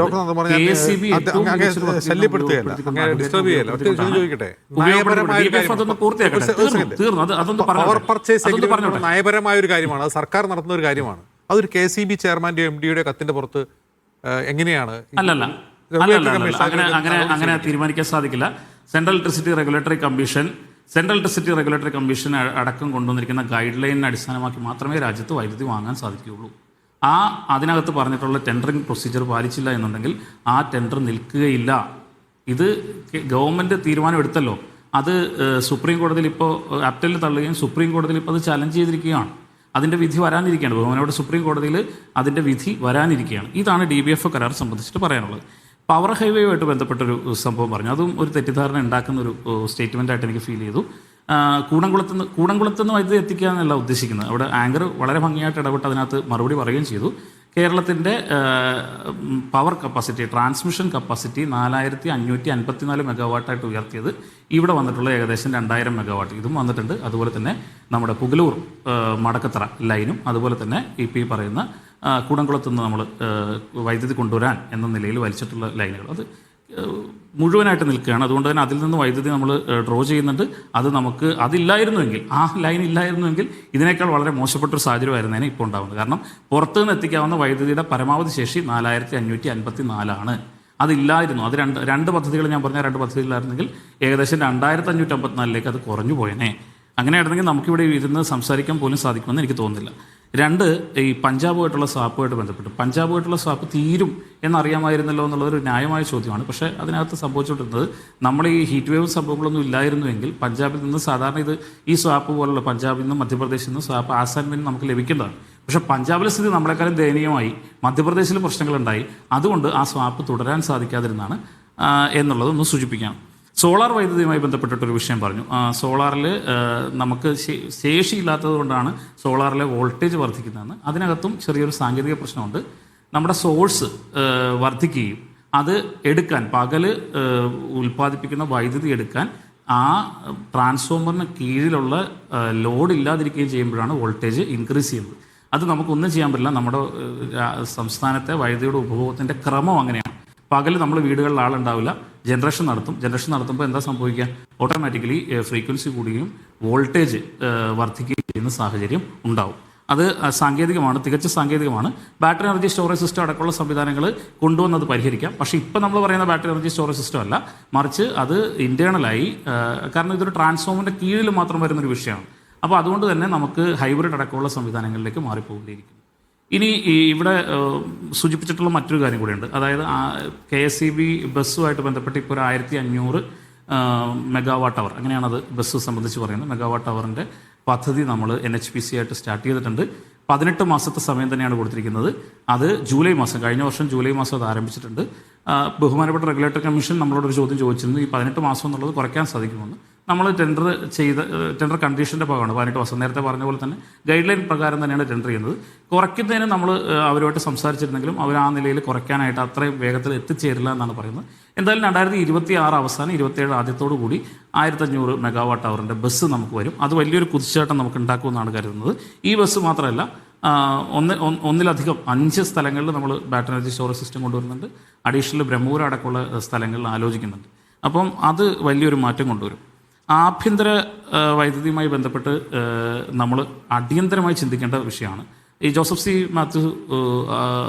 പ്രിയപ്പെട്ട ജോസഫ് സി മാത്യു ഇവിടെ സൂചിപ്പിച്ചിട്ടുള്ളൊരു കാര്യമുണ്ട്. 25% ലോഡ്, അത് ഔദ്യോഗികമായിട്ട് നൽകിയിട്ടുള്ളൊരു എക്സ്പ്ലനേഷനേ അല്ല കേട്ടോ. അത് അതാത് സ്ഥലങ്ങളിലെ പ്രശ്നങ്ങളാണ്. അതുകൊണ്ടാണ് ഞാൻ നേരത്തെ പറഞ്ഞത്, എല്ലാ സ്ഥലങ്ങളിലും വൈദ്യുതിയുടെ നെറ്റ്വർക്ക് താങ്ങാനാവാത്ത സ്ഥിതിയിലാണ് എന്ന് നമുക്ക് പറയാൻ പറ്റില്ല. ചില പോക്കറ്റുകളിൽ നമുക്ക് ആ പ്രശ്നങ്ങളുണ്ട്. ആ പ്രശ്നങ്ങൾ പരിഹരിക്കേണ്ടതുണ്ട്. അതുകൊണ്ട് തന്നെയാണ് നേരത്തെ പറഞ്ഞ പോലെ തന്നെ കേരളം മുഴുവൻ ഒരു ലോഡ് ഷെഡിങ്ങിലേക്കോ പവർ കട്ടിലേക്കോ പോകേണ്ട സാഹചര്യം അങ്ങനെ വന്നാലും ഉണ്ടാവില്ല. നമുക്ക് ഇൻറ്റൻസിറ്റി കൂടിയിട്ടുള്ള ചില ഫീഡറുകളും സംവിധാനങ്ങളെയും ചേഞ്ച് ചെയ്യുകയും അഡ്ജസ്റ്റ് ചെയ്യുകയും മാനുവലായിട്ട് ഇടപെടുകയൊക്കെ ചെയ്താൽ ഇത് മാറ്റിയെടുക്കാനായിട്ടും ജനങ്ങളുടെ വൈദ്യുതി തടസ്സം പരമാവധി കുറയ്ക്കാനായിട്ട് സാധിക്കും. അതാണ് ഇന്ന് കൂടിയ ഉന്നതതല യോഗത്തിൽ എടുത്തിരിക്കുന്ന തീരുമാനം. SLDC, ട്രാൻസ്മിഷൻ്റെ ഓഫീസുകൾ, ഡിസ്ട്രിബ്യൂഷൻ്റെ ഓഫീസുകൾ, ഇവരെല്ലാവരും കൂടെ ചേർന്നുകൊണ്ട് പരമാവധി വൈദ്യുതി, പരമാവധി പവർ റെസ്ട്രിക്ഷൻ ഒഴിവാക്കിക്കൊണ്ട് നൽകാനാണ് ശ്രമം നടത്തിക്കൊണ്ടിരിക്കുന്നത്. ഇനി ഒരു കേസ്, പ്രതിദിന ഉപഭോഗമായിട്ട് ചേർത്ത് ഇതിനെ വായിക്കുന്നതിൽ ഒരു ചെറിയ തെറ്റുണ്ട്. മില്യൺ യൂണിറ്റിൽ പറയരുത്, കാരണം മില്യൺ യൂണിറ്റിലെ വർധനമല്ല, പീക്കിലാണ് നമുക്ക് പ്രശ്നം. മില്യൺ യൂണിറ്റ് 120, 122 വന്നാലും നമുക്ക് മാനേജ് ചെയ്യാൻ പറ്റുന്ന സാഹചര്യം നിലനിൽക്കുന്നുണ്ട്. പക്ഷേ പീക്കിലെ പ്രശ്നം എന്താണ്? നേരത്തെ ഇവിടെ സൂചിപ്പിച്ചതുപോലെ തന്നെ പീക്കിലെ വർധനവെന്ന് പറയുന്നത് 8% 2024 താരതമ്യം ചെയ്യുമ്പോൾ 26 എത്തിയിരിക്കുന്നത് എന്ന് നമുക്ക് ഒറ്റ നോട്ടത്തിൽ തോന്നാം. പക്ഷെ അത് ശരിയല്ല. എന്താണെന്ന് വെച്ച് കഴിഞ്ഞാൽ ഈ ലോഡ് റെസ്ട്രിക്ഷൻ ഇട്ടത് കൊണ്ടാണ് 6150 അല്ലെ 6190 വരെ വന്നിട്ടുള്ളത്. ആ ലോഡ് റെസ്ട്രിക്ഷൻ എന്ന് പറഞ്ഞാൽ ഏതാണ്ട് 800 മെഗാവാട്ടിൻ്റെ ലോഡ് റെസ്ട്രിക്ഷൻ നമ്മൾ വരുത്തുന്നുണ്ട് പല ഘട്ടങ്ങളിലായിട്ട്, സൈബിൾട്ടേനിയസ് ആയിട്ടല്ല. അങ്ങനെ വരുമ്പോൾ ഇത് 10% അല്ല, 10% മുകളിലാണ്. ഒരിക്കലും നമുക്കത് കാണാൻ പറ്റില്ല. കാണാൻ പറ്റാത്ത എന്തുകൊണ്ടാണ്? ആ പീക്കിലേക്ക് എത്താൻ സാധിക്കില്ല നമുക്ക്. അതുകൊണ്ട് തന്നെ ആവശ്യകത എന്ന് പറയുന്നത് 6200, ഇപ്പോൾ ഒരു 6250, 6250 നമുക്ക് ഒരു 10 മിനിറ്റിലേക്കൊക്കെയാണ് വരുന്നതെങ്കിൽ നമുക്കത് മാനേജ് ചെയ്യാനായിട്ട് ഇവിടെ സാധിക്കും. പക്ഷെ അതിനും മുകളിലേക്ക് പോയാൽ നമ്മൾ ഒരിക്കലും കാണാത്ത, ഇത് എല്ലാ കാലത്തും നിൽക്കുകയില്ല കേട്ടോ. ഈ ഹീറ്റ് വേവ് അവസാനിച്ച് കഴിഞ്ഞാൽ അതോടുകൂടി സഡൻലി ഇത് താഴത്തേക്ക് പോകും. അപ്പോൾ വളരെ കുറച്ച് നാളത്തേക്ക് വരുന്ന ഒരു നാച്ചുറൽ കലാമിറ്റി എന്ന സെൻസിൽ ഇതിനെ കാണണം എന്നുകൂടെ ഞാൻ സൂചിപ്പിക്കുകയാണ്. അതുകൊണ്ട് ആ ശതമാന കണക്കിലും ചെറിയ വ്യത്യാസം വന്നിട്ടുണ്ട്. ഇതാണ് ഏറെക്കുറെ ഇന്ന് ഇവിടെ മറ്റു അതിഥികൾ പറഞ്ഞതിൽ നിന്ന് എനിക്ക്. ശ്രീ സേനാപതി വേണു, നോക്കൂ, ഇപ്പോൾ KSEB എന്ന സ്ഥാപനം അത് പലതരത്തിലുള്ള ഗൈഡ് ലൈൻസ് പ്രകാരവും പലതരം പ്രോട്ടോകോൾ പ്രകാരവും പ്രവർത്തിക്കുന്ന ഒരു സ്വതന്ത്ര സ്ഥാപനമാണ്, ഒരു സ്വതന്ത്ര കമ്പനിയാണ്. അവിടെ വൈദ്യുതി വകുപ്പ് എന്നൊരു വകുപ്പ് മന്ത്രിയുടെ നയപരമായ റോൾ എത്രത്തോളമാണ്? കാരണം KSEB ആണ് എല്ലാം തീരുമാനിക്കുന്നത്, എല്ലാം ചെയ്യുന്നത്, എക്സിക്യൂട്ട് ചെയ്യുന്നത്, നടപ്പാക്കുന്നതെല്ലാം. ഒരു മന്ത്രിയുടെ റോൾ എന്താണ്? ഇനി നിങ്ങളെങ്ങാനും UDF അധികാരത്തിൽ വന്നു കഴിഞ്ഞാൽ അതിലെന്ത് മാറ്റമാണ് ഉണ്ടാകാൻ പോവുക ഈ വൈദ്യുതി ഉൽപ്പാദനത്തിൻ്റെയും വിതരണത്തിൻ്റെയും കാര്യത്തിൽ? അല്ല, ഇവിടെ ഒരു കാര്യം ഇപ്പം ശ്രീ നന്ദകുമാർ സാർ പറഞ്ഞതിനെ ഞാൻ അംഗീകരിക്കുകയാണ്. നമ്മളിപ്പോൾ ഈ ചർച്ച അതൊരു പോസിറ്റീവായ ചർച്ചയിലേക്ക് പോകുന്നത്. അപ്പോൾ നയപരമായ കാര്യങ്ങൾ തീരുമാനമെടുക്കേണ്ടത് ഗവൺമെന്റ് ആണ് എന്നുള്ള കാര്യത്തിൽ യാതൊരു തർക്കവുമില്ല. ഇപ്പോൾ വൈദ്യുതി റെഗുലേറ്ററി കമ്മീഷൻ എന്ന് പറയുന്നത് സർക്കാരിന് മുകളിലോ മന്ത്രിക്കോ മന്ത്രിസഭയ്ക്കോ മുകളിൽ പ്രവർത്തിക്കുന്ന ഒന്നായി മാറരുത്. അങ്ങനെ മാറിയത് കൊണ്ടാണ് ഇപ്പോൾ ഈ കരാറുകൾ റദ്ദാക്കുന്ന കാര്യങ്ങൾ ഒക്കെ സംഭവിച്ചിരിക്കുന്നത്. ഞാനിപ്പോൾ എൻ്റെ അറിവിലുള്ള ഒരു കാര്യം, ഇതിന്റെ ഒരു മിസ്മാനേജ്മെന്റ് നമ്മൾ ചൂണ്ടിക്കാണിക്കുമ്പോൾ ഞങ്ങളുടെ നാട്ടിലാണ് പള്ളിവാസൽ പ്രോജക്റ്റ് അതിന്റെ 2ാം ഘട്ടം കഴിഞ്ഞ ഏതാണ്ട് ഒരു 15-20 ദിവസം മുമ്പാണ് ബഹുമാനപ്പെട്ട മുഖ്യമന്ത്രി വന്ന് ഉദ്ഘാടനം ചെയ്തു. 2ാം ഘട്ടം ഉദ്ഘാടനം ചെയ്ത് കഴിഞ്ഞപ്പോൾ ഇപ്പോൾ 1ാം ഘട്ടത്തിന്റെ വൈദ്യുതി ഉൽപാദനം അത് എന്താ പറഞ്ഞ അതിന്റെ ഇൻടേക്കോ സാങ്കേതികമായ പദമാണ്, അതിന്റെ തകരാറ് മൂലം പൂർണ്ണമായിട്ടും നിർത്തിവെച്ചിരിക്കുക. അപ്പൊ 2ാം ഘട്ട ഉൽപാദനം തുടങ്ങിയപ്പം 1ാം ഘട്ടത്തിലുള്ള പഴയ പ്രോജക്റ്റ് കംപ്ലീറ്റ് ആയിട്ട് നിർത്തിവെച്ചിരിക്കുന്നു. അപ്പൊ പിന്നെ എന്താ ഇതിന്റെ പ്രയോജനം ആളുകൾക്ക് കിട്ടുന്നത്?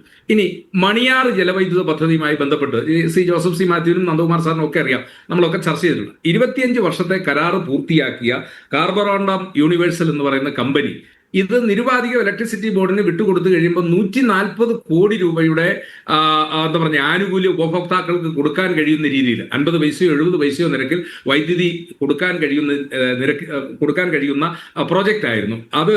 ആ മണിയാർ പ്രോജക്റ്റ് എന്തുകൊണ്ട് ഗവൺമെന്റ് ഏറ്റെടുത്തില്ല, ഇപ്പോഴും അവരുടെ കയ്യിൽ പോകുന്നു എന്നുള്ളതാണ്. അപ്പൊ ഞാൻ പറഞ്ഞു വന്നത്, ആഭ്യന്തര ഉൽപാദനം വർദ്ധിപ്പിക്കുന്നതിന് വേണ്ടി ഗവൺമെന്റ് ചെയ്യേണ്ട നയപരമായിട്ടുള്ള പല കാര്യങ്ങളും. ഇപ്പൊ തൊട്ടിയാർ ജലവൈദ്യുത പദ്ധതി അടിമാലിയിൽ അത് കമ്മീഷൻ കഴിഞ്ഞു, പക്ഷേ അതിന്റെ ഉൽപാദനം അതിന്റെ പൂർണ്ണതയിലേക്ക് എത്തുന്നില്ല എന്നുള്ളതാണ്. ഇനി വേറൊരു കാര്യം മനസ്സിലാക്കേണ്ടത്, പള്ളിവാസൽ ജലവൈദ്യുത പദ്ധതി 268 കോടിയുടെ അടങ്കൽ തുകയിൽ തുടങ്ങിയത് അത് പല കാരണങ്ങളാൽ നീണ്ട് എനിക്ക് തോന്നുന്നത് 1200 കോടിയിലധികം എത്തി എന്നുള്ളതാണ്. ഇതെല്ലാം ഇലക്ട്രിസിറ്റി ബോർഡിന്റെ കെടുകാര്യസ്ഥത കൊണ്ട് ഇതിന്റെ എല്ലാം ബാധ്യത ആരുടെ മേലേക്കാണ് വരുന്നത്?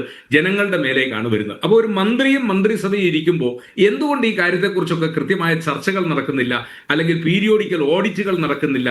എന്തുകൊണ്ട് ഈ പദ്ധതികൾ സമയബന്ധിതമായിട്ട് പൂർത്തീകരിക്കാൻ കഴിയുന്നില്ല, അല്ലെങ്കിൽ പല പദ്ധതികളും പകുതി വഴിയിൽ നിന്നു പോകുന്നു? ഇതിന്റെയൊക്കെ കാരണം, ഇതിന് ഉദ്ദേശിച്ചിരിക്കുന്ന അടങ്കൽ തുകയിൽ 10-20 ഇരട്ടി കോടി രൂപ ഇതിന് ചെലവായി വരുന്നത്, ഈ ചെലവെല്ലാം പൊതുഖജനാവിൽ നിന്നും ജനങ്ങളുടെ കയ്യിൽ നിന്നും പോകുന്നു എന്നുള്ളത് കൊണ്ട്. ഇപ്പൊ ഞാൻ മനസ്സിലാക്കുന്നത്, ഈ പള്ളിവാസൽ പ്രോജക്റ്റിനെ സംബന്ധിച്ച് പത്രത്തിൽ വന്നൊരു വാർത്ത, അതായത് ഈ മണ്ണ് തുരന്ന്, സാങ്കേതിക വിദഗ്ധരെ മറ്റാളുകൾക്ക് കൂടുതൽ അറിയാം, പാറ തുരന്നു പോയി 2 സൈഡിൽ നിന്നും ഇതിന്റെ ടണല് പൂർത്തീകരണത്തിന് വന്നു കഴിഞ്ഞപ്പോൾ നടുക്ക് പാറയില്ലാത്ത ഭാഗം. അപ്പോ ഈ ശ്രീധരൻ, നമ്മുടെ എന്താ പറഞ്ഞ കൊങ്കൺ റെയിൽവേയുടെ പ്രോജക്റ്റ് മെട്രോ ശ്രീധരൻ, അതിന് ഒരു സ്കീം, അതായത് ചൈനയിൽ നിന്ന് ഇറക്കുമതി ചെയ്യേണ്ട ഒരു യന്ത്രമുണ്ട്, അതിന് 60 കോടി രൂപ ചെലവ് വരും. ആ യന്ത്രം ഇത് തുറക്കുന്നതിനോടൊപ്പം തന്നെ ഇതിനെ ഗ്രൗട്ട് അടിച്ച് ഉറപ്പിക്കുന്ന ഒരു പദ്ധതിയാണ്. അങ്ങനെയാണ് ഞാൻ പത്രത്തിൽ വായിച്ചത്. അപ്പൊ അന്ന് 60 കോടി രൂപ മുടക്കി കഴിഞ്ഞാൽ ഈ യന്ത്രം കൊണ്ടുവന്ന് ഈ പദ്ധതി നടപ്പിലാക്കാൻ പറ്റും. പക്ഷേ ഇലക്ട്രിസിറ്റി ബോർഡ് അതിന് അനുമതി കൊടുക്കാതെ പരമ്പരാഗത രീതിയിലുള്ള തുളക്കൽ നടത്തി വന്നു കഴിഞ്ഞപ്പോഴേക്കും ഇത് പലവട്ടം ഇടിഞ്ഞു പോവുകയും ആ 60 കോടി രൂപ മുതൽ മുടക്കി യന്ത്രം വാങ്ങിയത് പണിതാൽ പൂർത്തീകരിക്കേണ്ട പദ്ധതിക്ക് പിന്നെ 250-300 കോടി അധികമായി ചെലവായി എന്നുള്ളതാണ് പറയുന്നത്. അപ്പൊ ഞാൻ പറഞ്ഞതെന്ന് വെച്ചാൽ, സാങ്കേതിക വിദഗ്ധര്, നമ്മൾ മാത്രമല്ലല്ലോ ഈ രാജ്യത്ത് വൈദ്യുതി ഉൽപ്പാദിപ്പിക്കുന്നവർ, മറ്റ് സംസ്ഥാനങ്ങളിലെ അല്ലെ മറ്റ് രാജ്യത്ത് നടക്കുന്ന ഈ ചെലവ് കുറഞ്ഞ രീതിയിൽ വൈദ്യുതി ഉൽപ്പാദിപ്പിക്കാൻ കഴിയുന്ന, ഈ ടണലുകൾ നിർമ്മിക്കാൻ കഴിയുന്ന ഈ പദ്ധതികളൊക്കെ വല്ലാത്ത രീതിയിൽ ചെലവ് വർദ്ധിച്ച്, ഞാൻ പറഞ്ഞത് പള്ളിവാസലിലെ 268 കോടി എന്നുള്ളത് വന്നു 1000-ലധികം കോടിയുടെ ചെലവിലേക്ക് വരുന്നു എന്നുള്ളതാണ്. അങ്ങനെ പല പദ്ധതികളും ഇപ്പോഴും എന്താ പറഞ്ഞ പകുതി പൂർത്തീകരിച്ചോ അല്ലെങ്കിൽ 4-5 ഇരട്ടി ചെലവുകളായി നിൽക്കുന്നത്. അപ്പം ഒരു ഇലക്ട്രിസിറ്റി ബോർഡും ഇതിന്റെ മന്ത്രിയും ഒക്കെ ഈ കാര്യത്തെക്കുറിച്ചുള്ള പഠനങ്ങളൊക്കെ നടത്തുകയും വിദഗ്ധരുമായിട്ട് ഈ കാര്യങ്ങൾ ചർച്ച ചെയ്യാതെ, അതല്ലാതെ വൈകുന്നേരം ഒരു പത്രസമ്മേളനം നടത്തുന്നതാണ് ഈ റെഗുലേറ്ററി കമ്മീഷൻ പറയുന്ന കാര്യങ്ങൾ ഏറ്റു പറയുന്നതാണ് ഒരു മന്ത്രിയുടെ ചുമതലയെങ്കിൽ പിന്നെ ഒരു മന്ത്രിയോ മന്ത്രിസഭയുടെ ആവശ്യം ഇവിടെ ഇല്ല എന്നുള്ളതാണ്. ഇപ്പോൾ കേരളത്തിൽ ഉണ്ടായിരിക്കുന്ന ഈ പ്രതിസന്ധിയുടെ ഉത്തരവാദിത്വം അത് വൈദ്യുതി ബോർഡിനും അതോടൊപ്പം തന്നെ വൈദ്യുതി ബോർഡിന് നേതൃത്വം കൊടുക്കുന്ന മന്ത്രിയുടെയും ആണ് എന്നുള്ള കാര്യത്തിൽ യാതൊരു തർക്കവുമില്ല. ഈ KSEBിയുടെ പണി എന്താണ്? നിലവിൽ നിലനിൽക്കുന്ന കുറച്ച് ജലവൈദ്യുത പദ്ധതികൾ അങ്ങനെ നടത്തിക്കൊണ്ടുപോവുക, അതിന്റെ അറ്റകുറ്റപ്പണി നടത്തുക, ഇനി എന്തെങ്കിലും എക്സ്റ്റൻഷൻ പ്രൊജക്ട് വേണേൽ ഉണ്ടാക്കുക, ഇതൊക്കെ ചെയ്യുന്നു. വൈദ്യുതി വാങ്ങി കൂടുതൽ വിലയ്ക്ക് മറിച്ച് വിൽക്കുന്നു. ഇതാണ് ഇപ്പോൾ നടന്നുകൊണ്ടിരിക്കുന്നത്. ഇവിടെ ഒരു സർക്കാർ എങ്ങനെയാണ് ഈ വൈദ്യുത വിതരണ ഉൽപാദന രംഗത്തൊക്കെ ഇടപെടുന്നത്? അതിന് നയപരമായ സ്കോപ്പ് എന്താണ് എന്നാണ് തോന്നുന്നത്?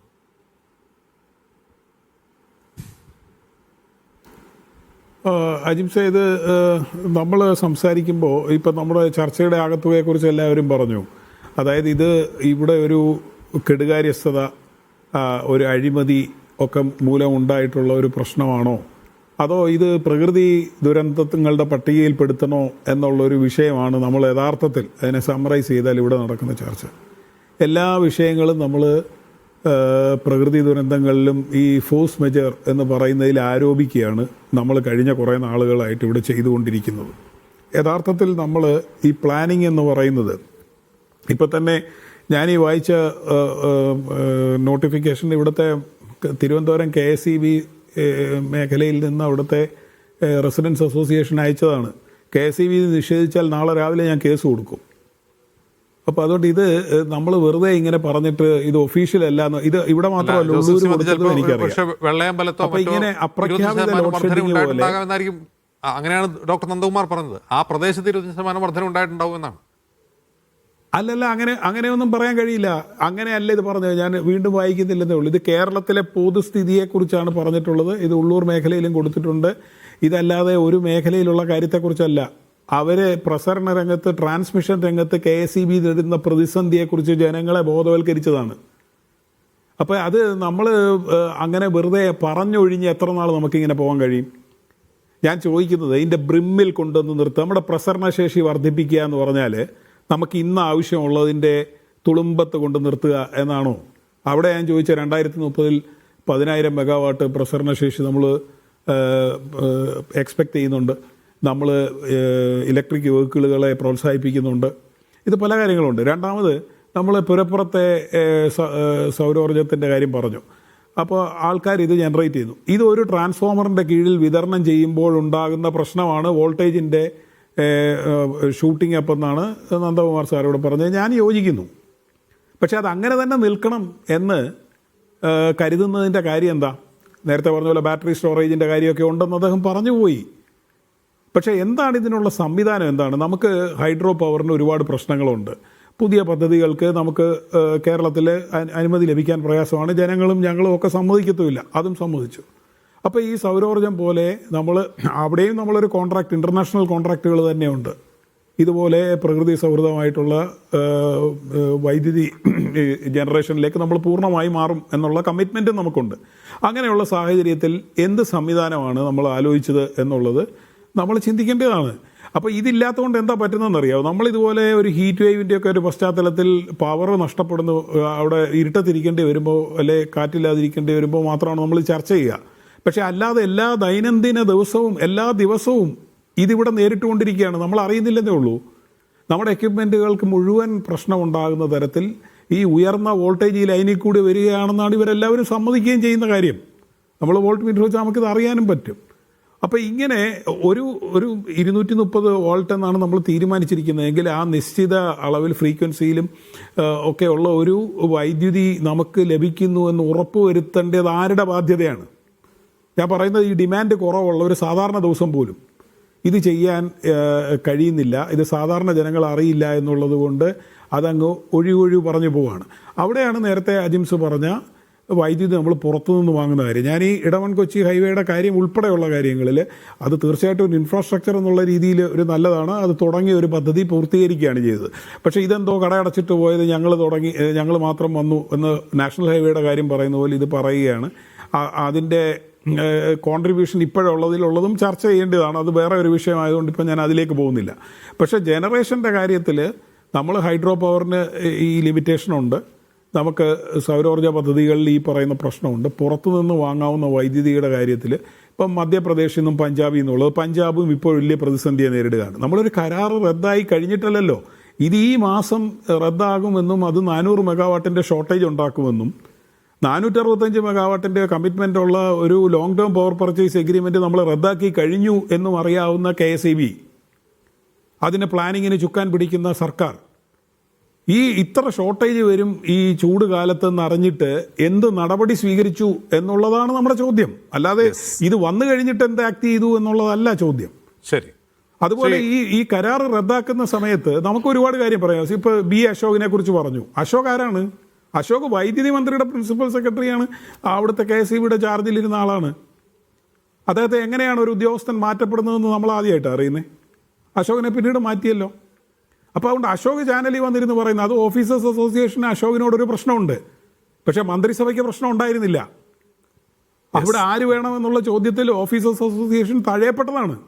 അതിൻ്റെ കാരണമുണ്ട്. എങ്ങനെയാണ് വിദ്യുച്ഛക്തി ഒരു CPM മന്ത്രിയിൽ നിന്ന് മാറി ഒരു ഘടകകക്ഷിയിലേക്ക് പോയതെന്ന് ഉൾപ്പെടെയുള്ള കാര്യങ്ങൾ ചർച്ച ചെയ്ത് തുടങ്ങുമ്പോഴേ നമ്മൾ ഇതിൻ്റെ നാൾ വഴികളിലേക്ക് നമ്മൾ ചെന്നെത്തുള്ളൂ.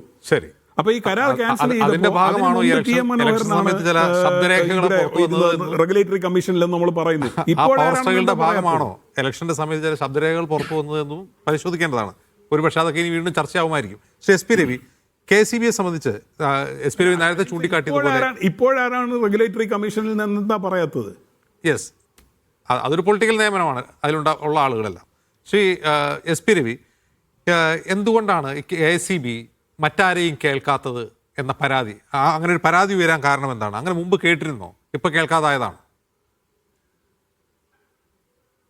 വാസ്തവത്തിൽ എല്ലാ കാലത്തും വൈദ്യുതി ബോർഡ് പൊതുസമൂഹത്തിന്റെ അഭിപ്രായങ്ങൾ തേടുന്നതിൽ വിമുഖത കാണിക്കാറുണ്ട് എന്നുള്ളതാണ് ഞങ്ങളുടെയൊക്കെ അനുഭവം.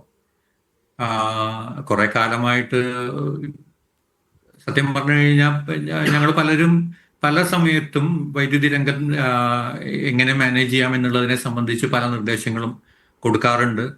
കുറച്ചു കാലം റെഗുലേറ്ററി കമ്മീഷന്റെ അഡ്വൈസറി ബോഡിയിലടക്കം ഞാൻ ഉണ്ടായിരുന്നതുമാണ്. അപ്പൊ ഇതിനെല്ലാം ഒരു എന്താ പറയുക, ഒരു തുറന്ന സമീപനം ഇക്കാര്യങ്ങൾ ചർച്ച ചെയ്യാൻ ഒരു സന്നദ്ധത പല ഭാഗത്ത് വരില്ല. ഈ പലപ്പോഴും വരുന്ന അവരുടെ എന്താ പറയുക പ്രസ് റിലീസോ മറ്റു കാര്യങ്ങളോ നോക്കിക്കഴിഞ്ഞാൽ അത് അർദ്ധസത്യങ്ങളോ കുറച്ചെങ്കിലും അസത്യങ്ങളോ കൂടി കലർന്ന രീതിയിലാണ് വരിക. ഇപ്പോൾ നേരത്തെ ഡോക്ടർ നന്ദകുമാർ പറഞ്ഞു ഈ മാക്സിമം ഡിമാൻഡ് എന്ന് പറയുന്നത് ഏതാനും ദിവസത്തേക്ക് മാത്രമാണ്. വളരെ ശരിയാണത്. പക്ഷേ ഈ പലപ്പോഴും ബോർഡിന്റെ ഔദ്യോഗികമായിട്ടുള്ള പത്രക്കുറിപ്പുകൾ വരുന്ന സമയത്ത് ഇപ്പോൾ 6200 മെഗാവാട്ട് വേണ്ടി വന്നു എന്ന് പറഞ്ഞു കഴിഞ്ഞാൽ നമ്മുടെ ഡിമാൻഡ് 6200 മെഗാവാട്ട് ആണ് എന്നുള്ള രീതിയിലാണ് ഈ പ്രൊജക്റ്റ് ചെയ്യപ്പെടുന്നത്. അതല്ല വാസ്തവത്തിൽ, കാരണം അത് ഏതാനും ദിവസത്തെ കാര്യം മാത്രമാണ്. അപ്പൊ അങ്ങനെയല്ലാതെ നമുക്ക് ഒരു എല്ലാ കാര്യങ്ങളും തുറന്ന ഒരു പുസ്തകം പോലെ കാര്യങ്ങൾ മുന്നോട്ട് പൊതുസമൂഹത്തിന്റെ മുന്നിൽ വയ്ക്കുകയും എന്നിട്ട് ഇപ്പൊ ഇങ്ങനെ ഒരു ക്രൈസിസ് ഉണ്ട്, അപ്പൊ അതിനുള്ള പരിഹാരത്തിന്റെ സാധ്യതകൾ ഇന്നതാണ്, അതിന്റെ ഒരു കോസ്റ്റ് ഇന്നതാണ്. അപ്പൊ അതിൽ തീർച്ചയായിട്ടും ഊർജ്ജ സംരക്ഷണം വളരെ പ്രധാനമാണ്. ഒരു പക്ഷേ ചില സാഹചര്യങ്ങളിൽ നമുക്ക് ഏതാനും ദിവസത്തെ ആവശ്യമാണ് എന്നുണ്ടെങ്കിൽ ലോഡ് ഷെഡിങ് ഉൾപ്പെടെയുള്ള കാര്യങ്ങളായിരിക്കാം കുറെ കൂടെ എന്താ പറയുക നമുക്കൊരു വയബിൾ ആയിട്ടുള്ള ഓപ്ഷനായിട്ട് കണ്ടെത്താൻ പറ്റും. പക്ഷെ ആ തീരുമാനം എടുക്കേണ്ടത് അത് ഏതാനും ഉദ്യോഗസ്ഥർ മാത്രമല്ല, അത് പൊതുസമൂഹം കൂടെ ചേർന്നാണ് അത്തരമൊരു തീരുമാനം എടുക്കേണ്ടത്. ഈ ഘട്ടത്തിൽ ഏതാനും ദിവസത്തേക്ക് ഉൾപ്പെടെ ഓർമ്മയുള്ള ഒരു കാര്യമാണ് 2017 പ്രളയത്തിന്റെ സമയത്ത് കേരളത്തിലെ ജലവൈദ്യുത പദ്ധതികൾ ഉൽപ്പാദിപ്പിച്ച വൈദ്യുതോൽപാദനത്തിന്റെയും അവിടെ നിന്ന് പുറന്തള്ളപ്പെട്ട വെള്ളത്തിന്റെയും അളവൊക്കെ രേഖപ്പെടുത്തുന്ന സ്റ്റേറ്റ് ഡെസ്പാച്ച് സെന്ററിന്റെ വെബ്സൈറ്റ് കുറച്ച് നാളത്തേക്ക് അപ്രത്യക്ഷമായി. പിന്നീട് അത് തിരിച്ചെത്തിയപ്പോൾ അതിൽ വൈറ്റലായിട്ടുള്ള പല ഡാറ്റയും ഉണ്ടായിരുന്നില്ല. ഇപ്പോഴും അത്തരം ഡാറ്റ നൽകുന്നില്ല എന്നതും ശ്രദ്ധേയമാണ്. അപ്പോൾ എത്രമാത്രം സുതാര്യമായിട്ടാണ് KCB പ്രവർത്തിക്കുന്നത്, അത് ജനങ്ങളെ എത്രമാത്രം കേൾക്കുന്നുണ്ട് എന്നതുപോലെ തന്നെ പ്രധാനമാണ് എന്ന് കരുതുന്നു.